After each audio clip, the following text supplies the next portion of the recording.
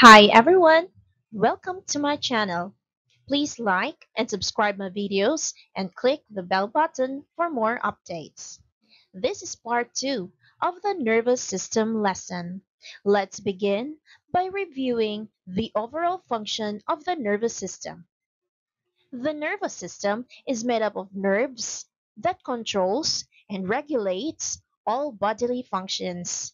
It is your body's command center, controlling your thoughts, emotions, memory, movements, sensations, and vital functions. The three basic parts of the nervous system are the brain, spinal cord, and the peripheral nerves. The cell is the basic unit of life. Our body is said to have more than 200 different kinds of cell. Example of cells are sperm cell, egg cell, red blood cell, white blood cell, nerve cell, and many more. Each kind of cell comes in different forms. This is a picture of a sperm cell. This is a creative illustration of an egg cell. And this one is a creative picture of red blood and white blood cell. How about a nerve cell? What does it look like? Illustration of a nerve cell. A nerve cell is also called neuron. It is the basic functional unit of the nervous system. Without a nerve cell, the brain and spinal cord will not be formed. Neurons are complex cells that form the building blocks of the brain. The human brain consists of more than 100 billion neurons. There are billions of neurons in the body.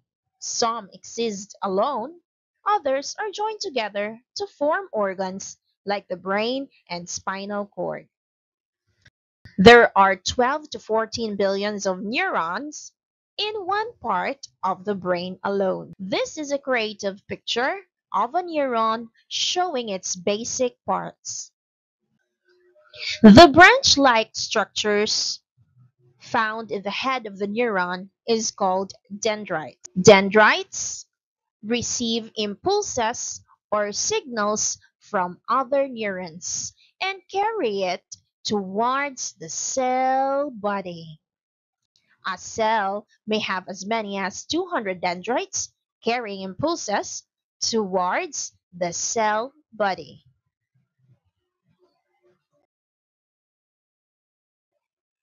The cell body is also called soma.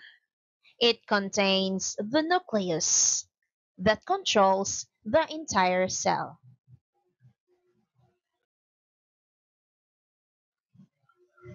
The whole tail of the neuron is called axon. It is where impulses are sent from the cell body. Axons carry impulses away from the cell body and passes it to another neuron. Axons are grouped together into cable-like bundles called nerves. Let's make some clue words to remember each part of the neuron. Again, the dendrite receives impulses or signals and carry it towards the cell body. Dendrite carries impulses towards the cell body. The cell body is also called soma. It contains the nucleus. The nucleus is the control center of the cell. Without it, the cell will not function properly and will eventually die. The tail of the neuron is called axon. It receives signals from the cell body and carry it away to send it to another neuron.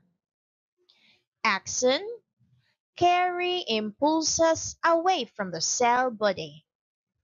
The axon has myelin sheath that speed up the transfer of signals or impulses. It has Schwann cell that produces myelin sheath.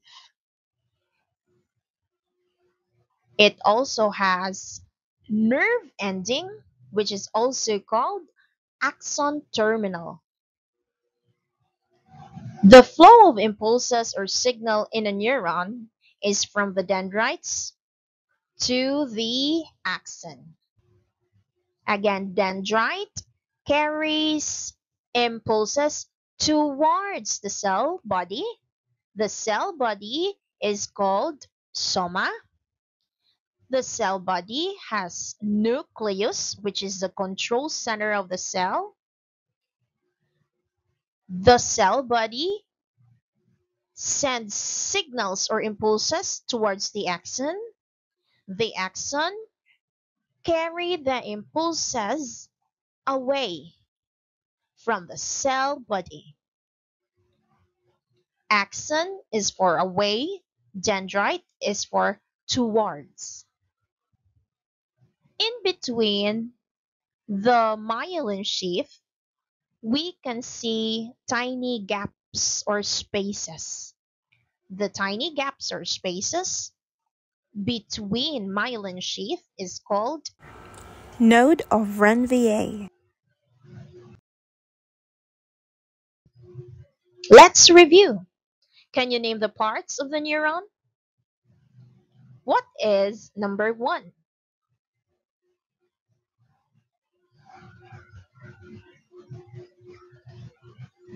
What is number 2? The whole head is called cell body or soma. What is the entire tail? Which is number 3. What is number 3? It is called axon.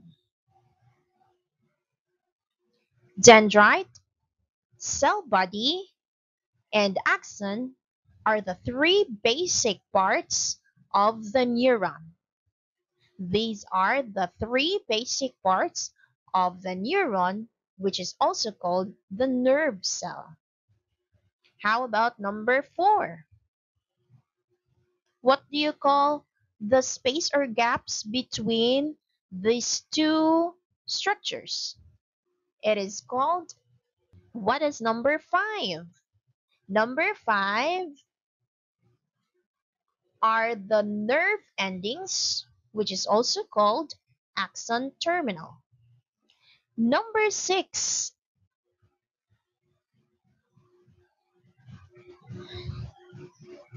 is called Schwann cell. Number 7 is called myelin sheath. And number 8 is called the nucleus. Now let's try to identify the parts of the neuron using its functions. Number 1, what part of the neuron receives signals from other cells? It's called dendrites. Number 2, what part of the neuron controls the entire neuron or the entire cell? It's the nucleus. Number 3, what part of the neuron organizes and keeps the cell functional? The answer is cell body. Number 4, what do we call the tail of the neuron that transfers signals to other cells? The answer is axon. Number 5. What do we call the part of the neuron that protects the internal structure? It is called cell membrane. Number 7. What part of the neuron increases the speed of the signal or impulses? It's myelin sheath. Number 8. What do you call the tiny spaces or gaps in between myelin sheath that allows diffusion of ions? It is called Node of Ranvier. number 9. What produces the myelin sheath?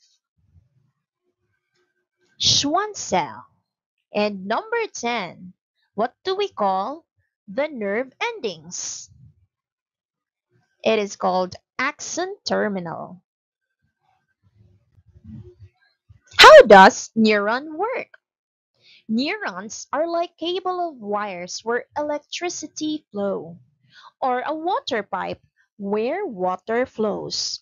Neurons are a special kind of cell that allow signals or nerve impulse to flow. A nerve impulse is a combination of an electrical charge and a chemical reaction.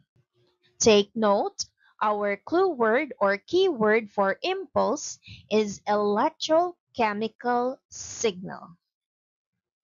A nerve impulse is not a flow of electricity, but an electrochemical signal moving along a neuron. Neurons are cells with a special ability to carry signals or impulses. Our thoughts, emotions, learning, and many body functions are carried in the form of nerve impulses along the neurons. A nerve impulse or impulse cannot jump from one neuron to another. When a nerve impulse comes to the end of an axon, it produces the chemical called neurotransmitter. The chemical crosses the space between neurons, which is called synapse, and stimulates the nerve impulse to start in the next dendrite.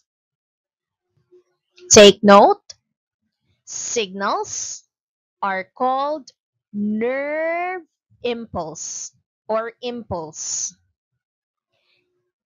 Impulse is an electrochemical substance.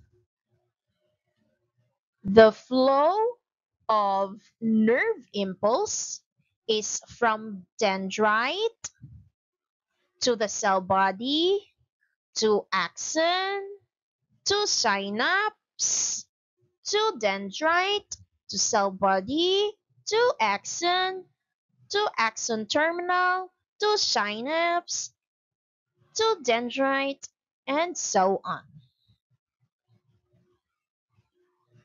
When impulse reaches the axon terminal, so these are the axon terminals, a chemical is released. The chemical is called neurotransmitter. Again, the chemicals released at axon terminal is called neurotransmitter. The space in between the axon terminal and the dendrite is called synapse. Again, synapse is the space between neurons.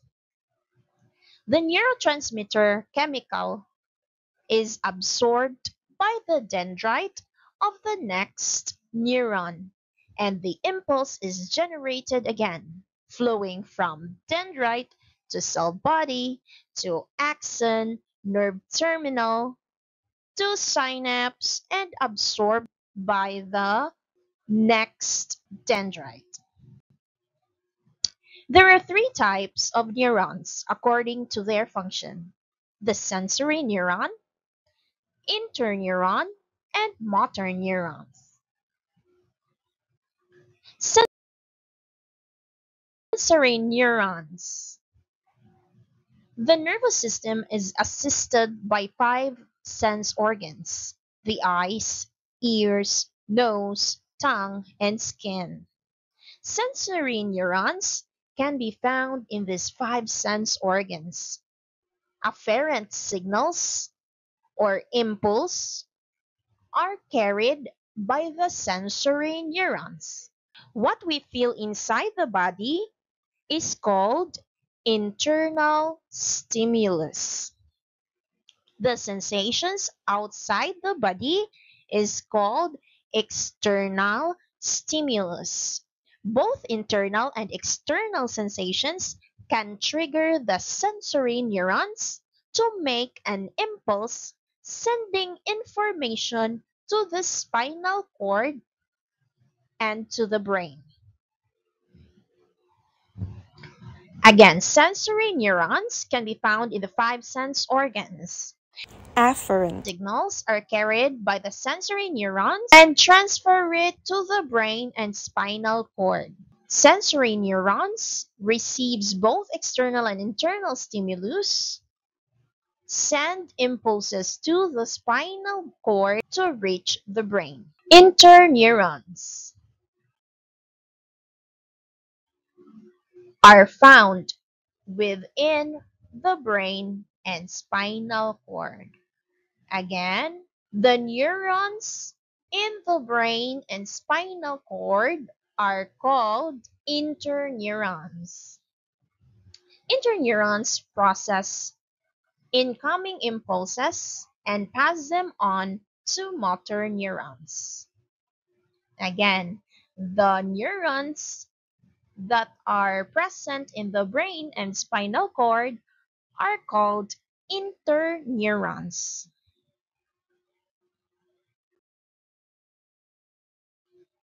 Motor neurons.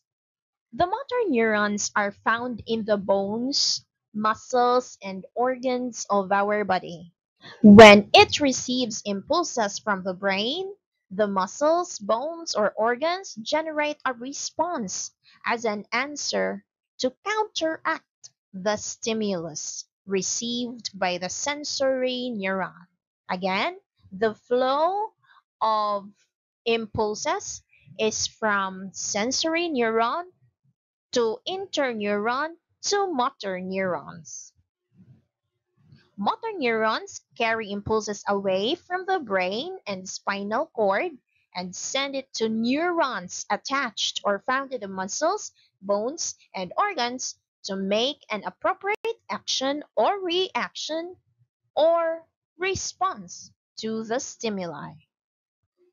A stimulus, or stimuli in plural, is any factor in the environment that may trigger a nerve impulse and generate a reaction. The clue word for stimulus is any factor in the environment. Example of stimuli are the following. Using your sense of feeling, you may feel hotness or coldness, and you might react to it, right? Using your sense of feeling, you can have good or bad sensations that may cause you to react to it. Using your sense of feeling, you might experience good or bad emotions that makes you react to it. Using your sense of sight, you may painful event or get to experience happiness in a very wonderful event. Using your sense of hearing, when you hear positive comments, you react to it by feeling happiness. Or you may hear negative comments, making you feel sad, lonely, and cry as a reaction to the stimulus. Using your sense of smelling, you might smell disgusting odors that make you react by covering your nose or going away from that area. Or using your sense of smelling, the stimulus might be an aromatic or very fragrant odor that causes you to react positively to it. Using your sense of tasting, the stimuli could be good or bad flavors that make you react positively or negatively to it. So, stimuli, again, the clue word for stimuli is any factor in the environment. The effect of stimuli is called response. A response is a reaction to a stimulus. It could be positive response or negative response. This picture shows an example of stimulus response relationship. We assume that the person is thirsty beforehand, and when he or she sees the glass of water, his or her sensory neurons in the eye send Afferent. signals impulse towards the brain. And the interneurons in the brain processes it as very important and an answer to the internal stimulus, which is thirst. So the brain sends signals to the spinal cord, reaching the motor neurons in the muscles and bones. It could be muscle and bones in the arms and legs to go closer to the glass and grab the glass to quench his or her thirst. Again, the internal stimulus is thirst, and the sensory neuron is further stimulated by the sight of the glass of water, which can act as an external stimulus.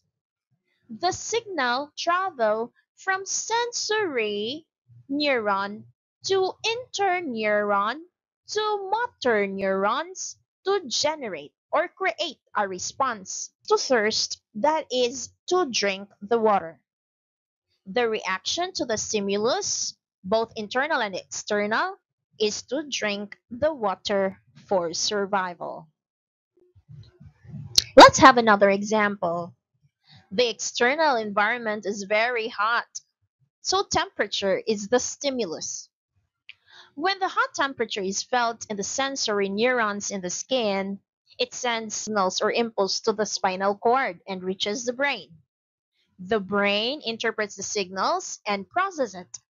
The brain sends efferent signals to generate effect, efferent signals to the motor neurons in the muscles and bones to move and look for an electric fan and cool his body off. All of these processes happens in a very fast manner. The impulses travel at a very fast speed for the survival purposes. Can you name the stimulus in this situation? Can you state the flow of impulse in this diagram? Will it take long hours for you to take your finger away from the cactus? Why? Why is our response happen very fast? It is because of the billions of neurons in our body that works together to keep us away from danger and ensure our survival. Again, the stimulus could be any factor in the environment. The stimulus trigger a nerve impulse. Motor neurons can create a response or reaction to the stimulus. That's all. I hope you learned something in our lesson. Don't forget to subscribe.